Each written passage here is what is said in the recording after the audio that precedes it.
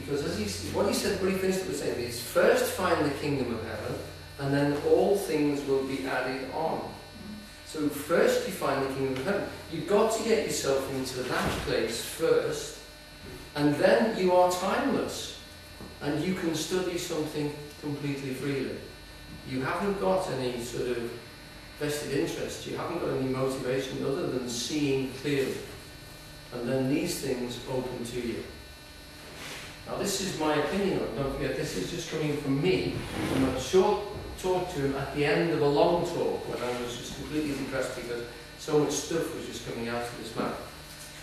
So when you hear that sort of thing which Hephzibah's just indicated to us, you're hearing somebody who has been free in himself, enlightened if you like, for a long time, and has studied lots of areas of the world for us. Lots of books, lots of authors, lots of philosophies. So that if I were ever to take anything to him, like I've just been reading so-and-so, he usually knew it. In fact, I don't think I ever caught him out. And I do say this without any sort of rancour, is I was a carpenter at the Liverpool Playhouse at the time, and he knew more about wood than I did. That's true, he knew more about plywood than I did. And about its history, which of course I'd never studied. He seemed to know things, God knows how. But he was telling me things about my journey. He told me things about bicycles I'd never realised. And I used to ride a bike to work every day. So you have a man there who is literally not on the same plane as us. And this is what I experienced. Like, he never said that to me. He never once said, this is my idea. They were always this idea. The ideas came through him. And if they were true, they were real, they were everybody's, so why should we call them Eugene's ideas? We call them Eugene's ideas, we call them his philosophy. He never did. So he never grabbed anything like that and said it was his, it was coming through him at that particular moment. And he actually appeared to be in the here and now all the time. So I would say that I'd follow that thing. There are two things. First of all, the freedom message is to find yourself. And then the other stuff comes after that. So first of all, you've got to find yourself. And that, to that point, I would say probably the most important thing is the book Reflexive Self-Consciousness, which is purely about becoming reflexive.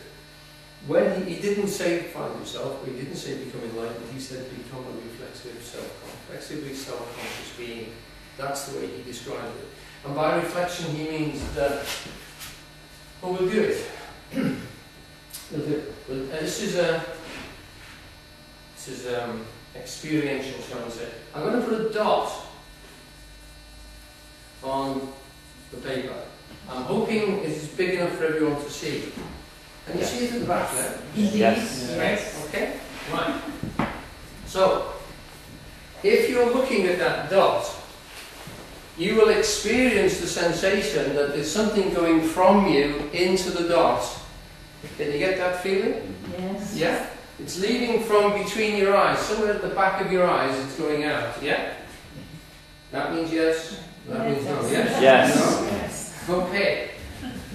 You will also notice that it seems to be reading it because I haven't drawn a dot, I've drawn a squiggle. Can you examine that squiggle with your intelligence?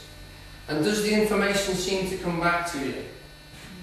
Yes. Yeah? Yes. And do you sort of, you get it coming back to here? Now,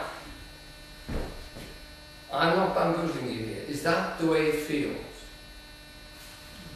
Yes? Yes. No. Okay. Because in the old days that was called an I-beam. Can I be devil's advocate there and say... Sorry? Can I be devil's advocate? Please be a devil's advocate. And say that I observed that on that piece of paper. Other than the information, nothing is coming back to me. You observe it to be on the paper. So I'm seeing the image. The image is coming back. Where is the image? On the paper. It's not in your head. It's not one, not two. Okay. Yeah, it's in your head, isn't it? It is. Yeah, okay. That's the point. You went out, you saw this image, you hadn't seen it before I put it on here, but it's now in your head. I wasn't conscious it was in my head. I was conscious of my interest over there. Yeah, but you can close your eyes and still seeing. Now before I put it on that board over there, it was over here. Now it's in your head, yeah? So something went out and got it and pulled it back. Yeah? So what I'm saying is that this is how we experience it. Now that is going on all the time. It's going on in very subliminal levels as well. We're bringing in information all the time. But in doing that, there is an intelligence going out, gathering and coming back. Now the place it's going out from is your consciousness, and it's returning to your consciousness with information, and it's building this whole realm around you, okay? So that experience of going out and coming back to that particular center, which in yoga is called the Arjuna Center, is an experience of going out into the world and becoming conscious and gathering information, right? Does everybody follow that so far? Okay. Now we're going to take this a stage further. Could you close your eyes now, please? My assistant will move amongst you going through your handbags and things, so it's okay. Now, while you've got your eyes closed, I want you to feel into your right arm, from shoulder right down to wrist. Good. Now you will find as you do this, there'll be a little echo in your left arm as well. But I don't want you to concentrate in your left arm, be aware of it, and then come back to the right arm. It's the right arm I want you to focus on. Good. Now in your right arm, I want you to start to feel the muscle groups in the upper arm. You've got two. You've got the biceps and the triceps. One at the front of the arm and one at the back. And you can oppose them against each other. Right. Give a little tension to both of them so they actually oppose. It's as if you're trying to bend your elbow and straighten it at the same time. Just a little bit. Okay? Now, increase it a little bit more. Good. Now, while you're doing that, feel the difference between the left arm and the right arm. Does one not feel more aware than the other? One not feel a little bit more defined and more clearly conscious? Yes. Okay? Good. Now let it go and you'll feel that slowly fade from consciousness until it's almost as relaxed as the left one, but not quite. You've got the residue there of the awareness of that particular shape. You can feel the shape of your right arm a lot more than the left one. Okay? Right. Open your eyes. Now that was an exercise we did an awful lot with Eugene. Because I was teaching yoga at the time, and Hephzibah mentioned the fact that we were taught through a man called Ken Ratcliffe, and Eugene had taught the exercises too. He was teaching yoga along those lines, so that the practice of yoga was done in getting that conscious awareness in all parts of your body, ultimately getting it as spread out through your body as you could.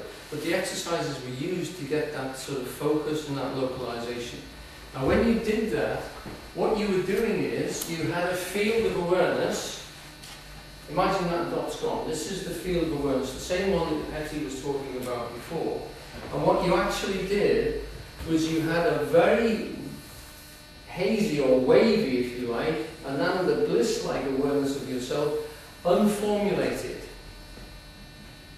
Rather like the difference between the left arm and the right arm. When you start to tense that arm, you started to focus the attention into a particular location. If you analyze it very clearly, you'll find that it's pointing in, it's pushing into a zone, and the zone is pushing out at the same time. So you've got a vector in the feeling. It's starting to move into a particular place. And in doing that, it makes itself very aware where it grabs. Is that right? Is that what was happening? You made yourself aware where you started to tense. Yeah? Okay? That level of tension is the way the universe creates.